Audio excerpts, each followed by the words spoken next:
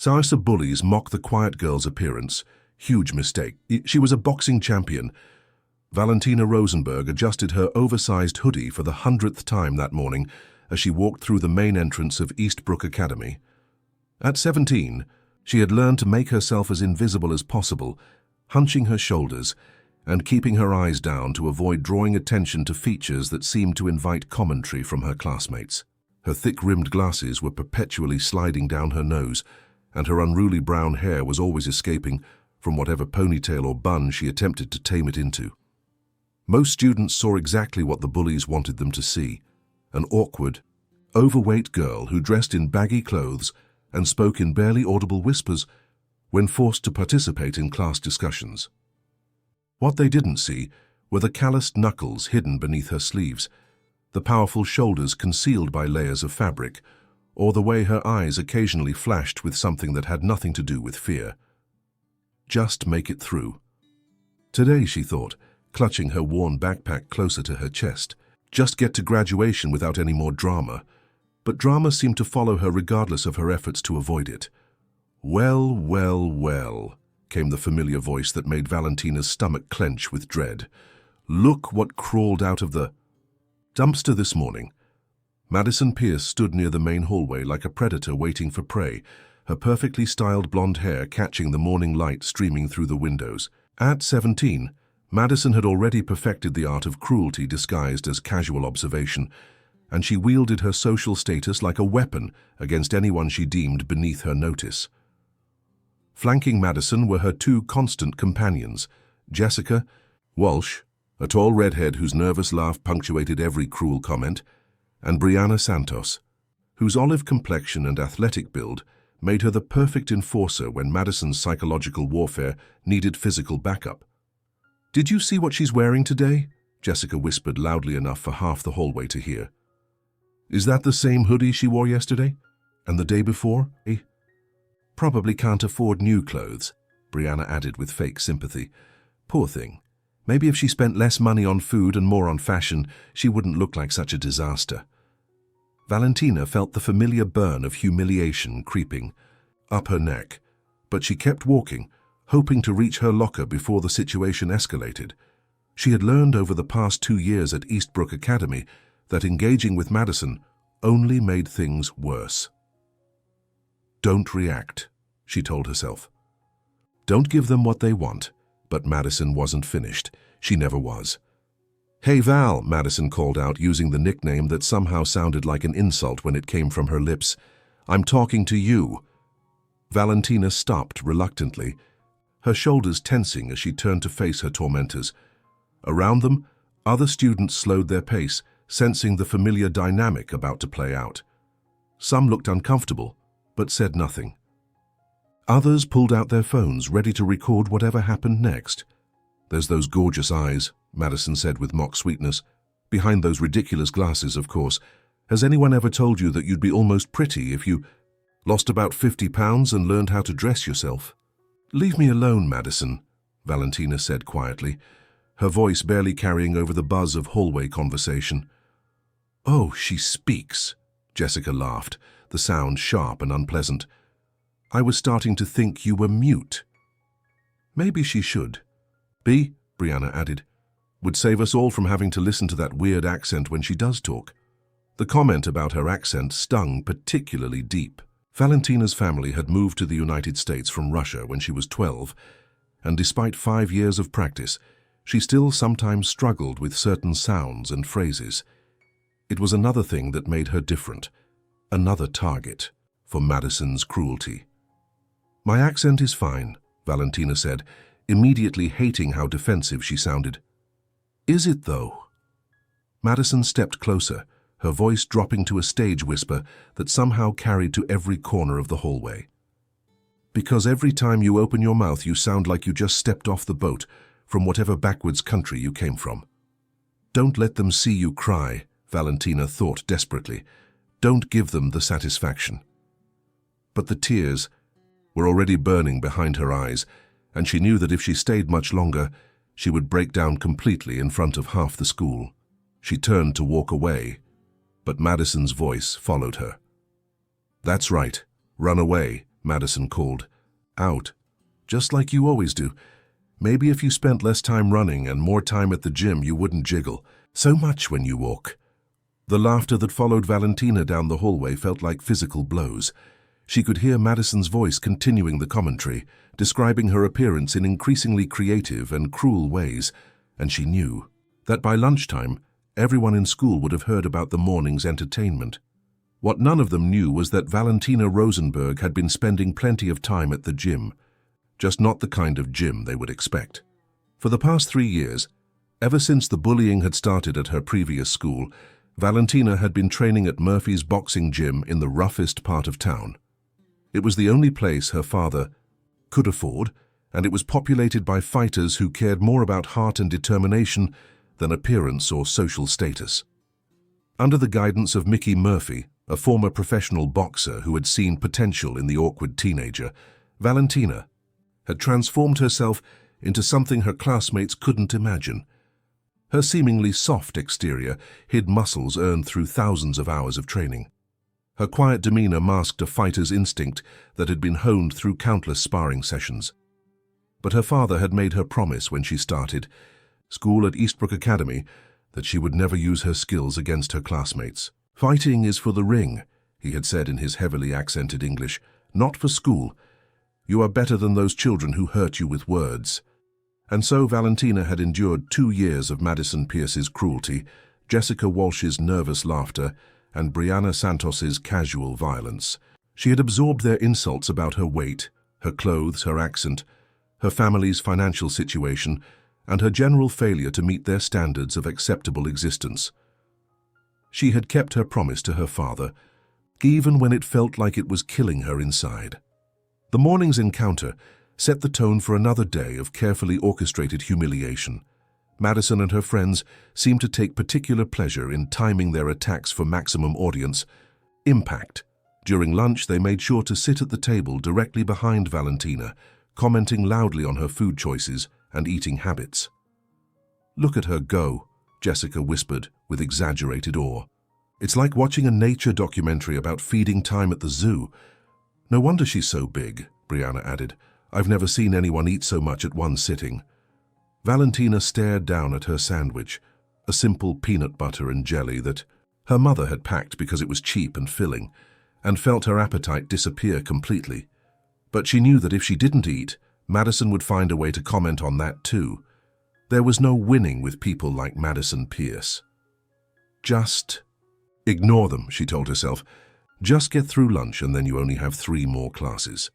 But the commentary continued throughout the meal, each comment designed to be just quiet enough that teachers couldn't hear, but loud enough to ensure that Valentina caught every word. By the time lunch ended, her hands were shaking with suppressed rage and humiliation. The afternoon brought no relief.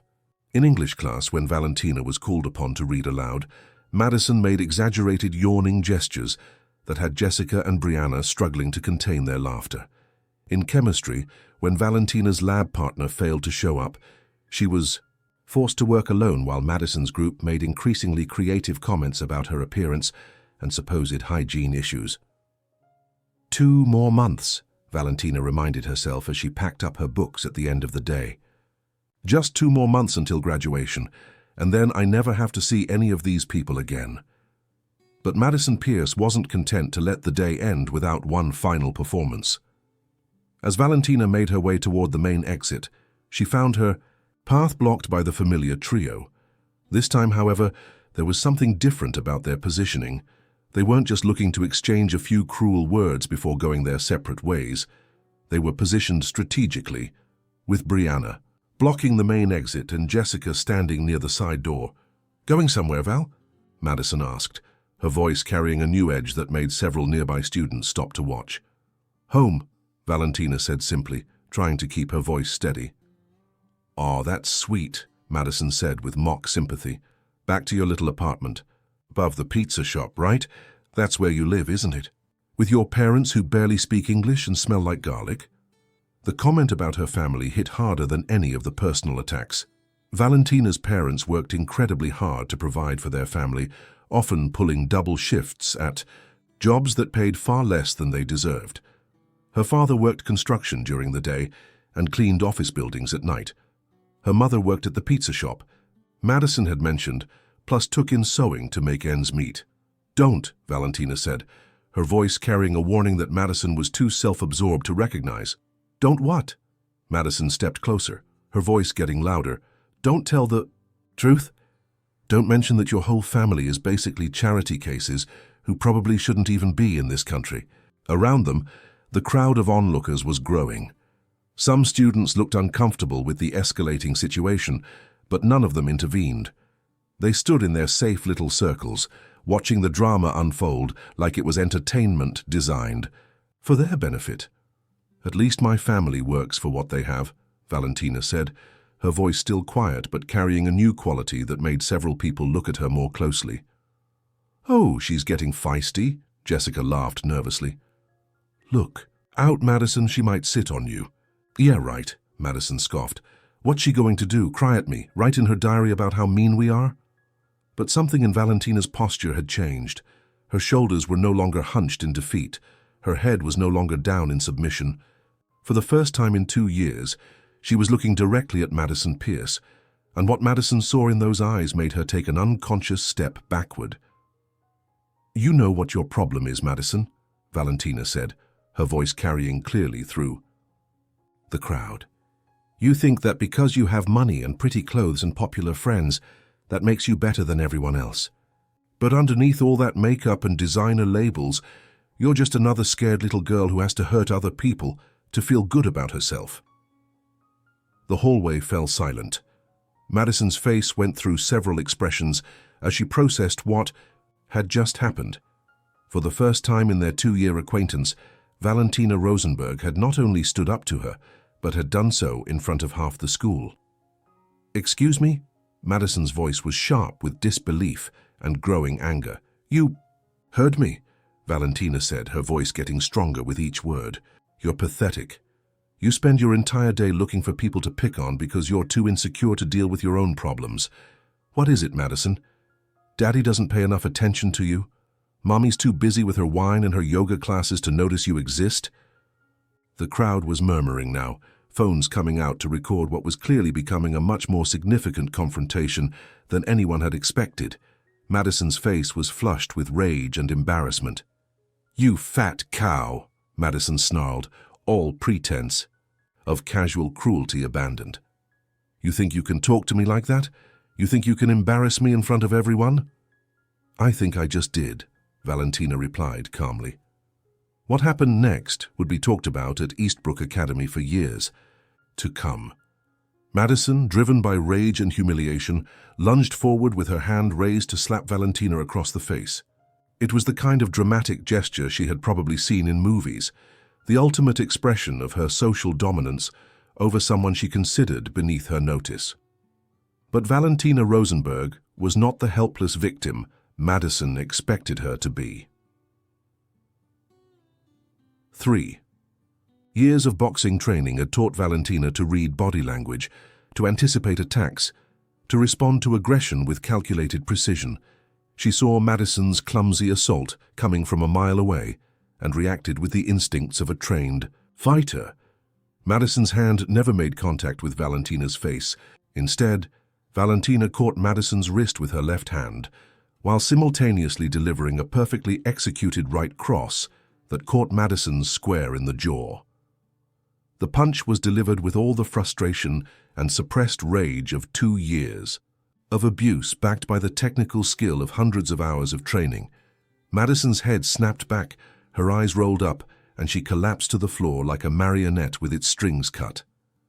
The hallway erupted in chaos. Students were screaming, shouting, pulling out phones to record the aftermath. Jessica was kneeling beside Madison, trying to wake her up, while Brianna stared at Valentina with a mixture of shock and newfound respect. But Valentina wasn't finished. The years of suppressed anger were finally finding their outlet, and she felt a surge of power and control that she had never experienced before. For the first time in her life, she wasn't the victim. She wasn't the one being humiliated or hurt or made to feel small. She was the one in control. "Get up," Valentina said, her voice carrying clearly over the chaos. Get up, Madison. Madison was stirring, her hand pressed to her jaw, her eyes, unfocused and confused. Blood trickled from the corner of her mouth where Valentina's punch had split her lip. "What?" Madison mumbled, trying to sit up. "What happened?" "You tried to hit me," Valentina said, matter-of-factly. "So I hit you back, harder." The simple statement sent another wave of murmurs through the crowd. Several students were recording everything, and Valentina knew that within minutes the video would be spreading through social media like wildfire. Jessica helped Madison to her feet, both girls staring at Valentina like she had suddenly transformed into something they didn't recognize, which in a way she had. "You're crazy," Madison said, her voice shaky and uncertain. "You could have killed me." "If I wanted to kill you, you'd be dead," Valentina replied, with a calmness that made several people take an involuntary step backward. That was just a love tap. Brianna, who had been silent throughout the exchange, finally found her voice. "Who are you?" she asked, her tone genuinely confused. "I'm Valentina Rosenberg," she said, her voice carrying a new authority that commanded attention. "I'm the girl you've been bullying for 2 years. I'm the girl you thought was weak and helpless and too scared to fight back.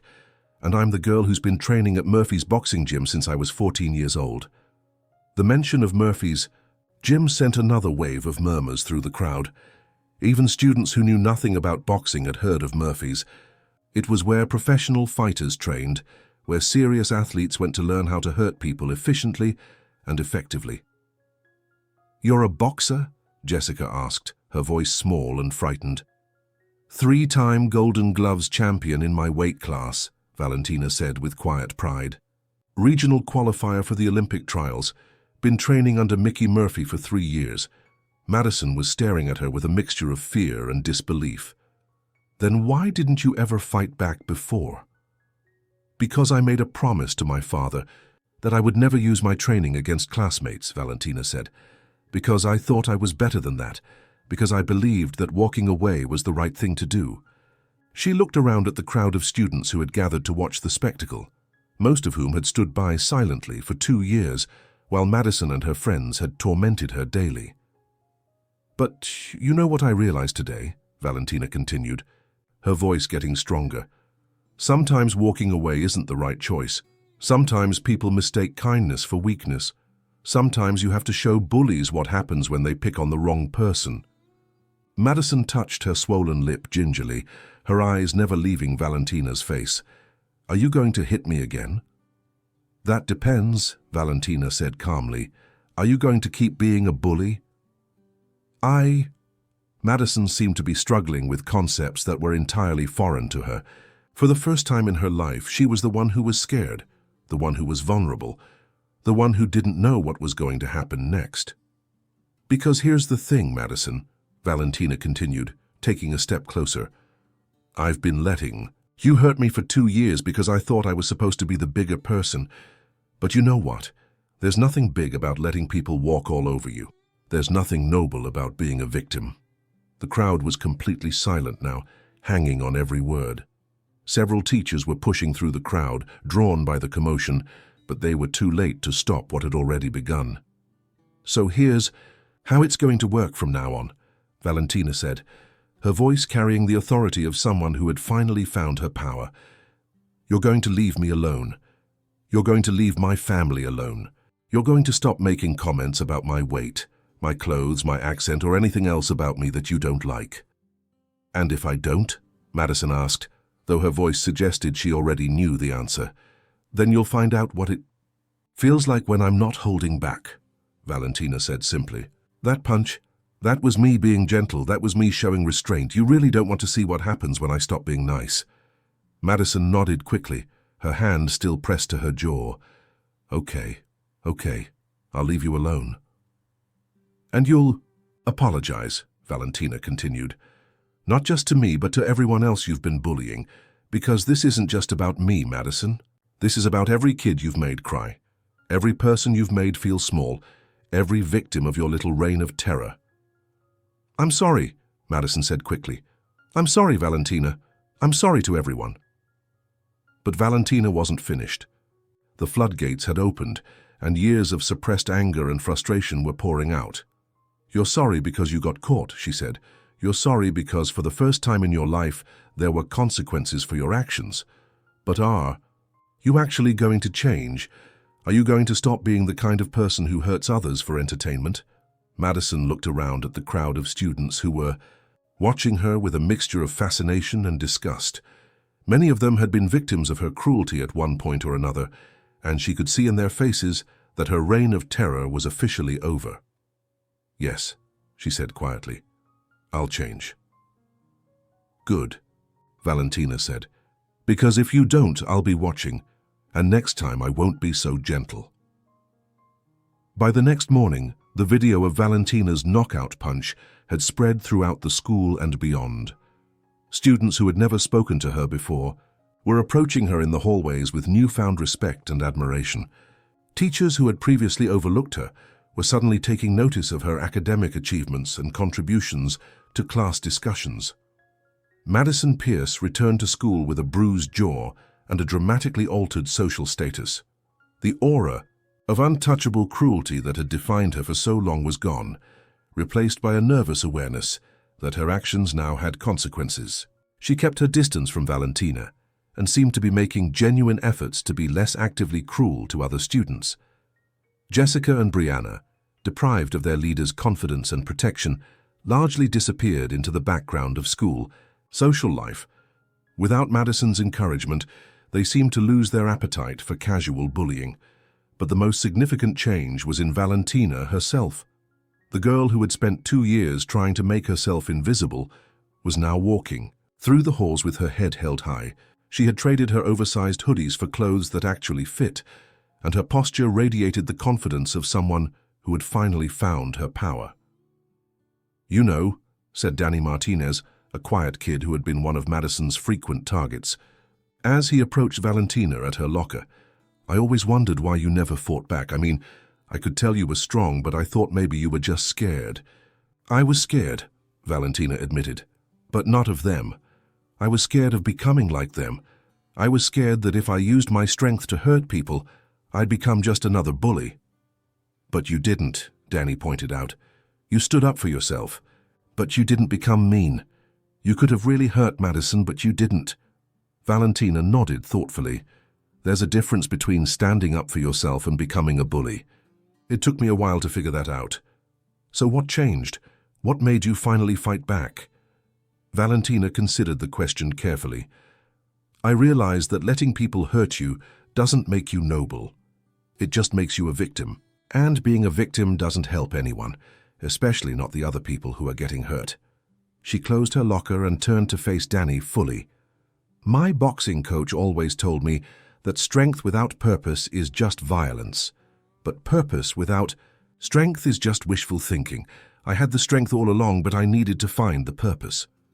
"And what's your purpose now?" "To make sure that what happened to me doesn't happen to other people," Valentina said simply. "To show bullies that there are consequences for their actions. To prove that just because someone looks like an easy target doesn't mean they actually are." Word of Valentina's boxing background spread quickly through the school, along with stories of her achievements in the sport. Students who had previously dismissed her as just another victim began to see her in an entirely different light.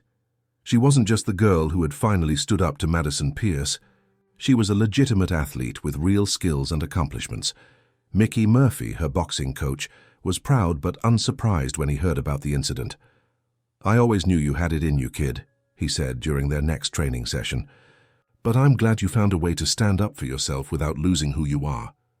"I kept thinking about what you always say," Valentina replied, adjusting her hand wraps. "That boxing isn't about hurting people. It's about protecting yourself and the people you care about." "That's right. And sometimes protecting yourself means showing bullies that you're not as helpless as they think you are." As the weeks passed, Valentina found herself in the unusual position of being something of a folk hero at Eastbrook Academy. Students who had been victims of bullying themselves began approaching her for advice and support. Teachers started recommending her for leadership positions and academic opportunities that had previously been reserved for more traditionally popular students. But perhaps the most meaningful change came from an unexpected source. 2 weeks. After the confrontation, Madison Pierce approached Valentina after school as she was walking to her car. Valentina tensed automatically, her training kicking in, but something in Madison's posture suggested that this wasn't going to be another confrontation. "Valentina," Madison said quietly, her voice lacking its usual confidence and authority. "Can I talk to you for a minute?" "What do you want, Madison?" "I wanted to apologize," Madison said, the words coming out in a rush. "I mean, really apologize. Not just because you can kick my ass, but because what I did to you was wrong." Valentina studied Madison's face, looking for signs of deception or manipulation, but what she saw was something she had never seen before: genuine remorse. "Okay," Valentina said carefully. "I'm listening." "I've been thinking about what you said," Madison continued, "about me being a scared little girl who hurts other people to feel good about herself, and you were right. That's exactly what I was doing." "What changed your mind?" Madison laughed bitterly. "Getting punched in the face helped, but it was more than that. After the video went viral, I started getting messages from people I had bullied over the years, people I had made feel terrible about themselves. And I realized that I had been doing to them what was being done to me at home." "What do you mean?" "My parents," Madison said quietly. "They're not exactly the loving, supportive types. Everything I did to you and other people, that's what gets done to me every day at home. I guess I thought that if I could make other people feel as small as I felt, it would somehow make me feel bigger." Valentina felt an unexpected surge of sympathy for the girl who had made her life hell for 2 years. "That doesn't excuse what you did." "No, it doesn't," Madison agreed. "But I wanted you to know that I understand now. I understand what it feels like to be powerless and scared and hurt. And I understand that taking that out on other people just makes everything worse. So, what are you going to do about it?" "I'm getting help," Madison said. "Real help. My parents are making me see a therapist, and I'm actually talking to her about everything. About why I felt like I needed to hurt people, about how to deal with my own problems without making them everyone else's problems." Valentina nodded slowly. "That's good, that's a start." "I also wanted to ask you something," Madison continued. "I know you probably don't want anything to do with me, and I understand that. But I was wondering if maybe you could teach me." "Teach you what?" "How to be strong without being mean. How to stand up for yourself without becoming a bully. How to use your power to protect people instead of hurting them." The request was so unexpected that Valentina was speechless for a moment. The idea of Madison Pierce asking her for advice on anything, let alone something as personal as finding inner strength, was almost surreal. "I don't know, Madison," Valentina said finally. "Trust isn't something that gets rebuilt overnight. I know, and I know I don't deserve your forgiveness or your help. But I'm asking anyway, because I think you're the only person who might understand what it's like to feel powerless and find a way to change it." Valentina looked at Madison for a long moment, seeing past the designer clothes and perfect makeup to the scared teenager underneath. It was strange to realize that in some ways they had more in common than she had ever imagined. "Okay," Valentina said finally, "but if we're going to do this, we're going to do it right. No shortcuts, no special treatment because you're Madison Pierce. If you want to learn how to be strong, you're going to have to work for it. I understand. And if you ever use what I teach you to hurt someone else, if you ever go back to being the person you were before, we're done, and I'll make sure everyone knows exactly who you really are." Madison nodded solemnly. "I won't let you down." As the school year drew to a close, Valentina reflected on how dramatically her life had changed in just a few short months. The girl who had started the year trying to be invisible had become one of the most respected students at Eastbrook Academy. She had found her voice, her power, and her purpose. But more importantly, she had learned that true strength wasn't about the ability to hurt others.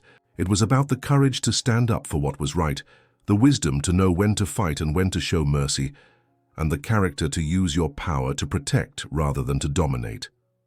Madison Pierce, for her part, had begun the long journey from bully to ally.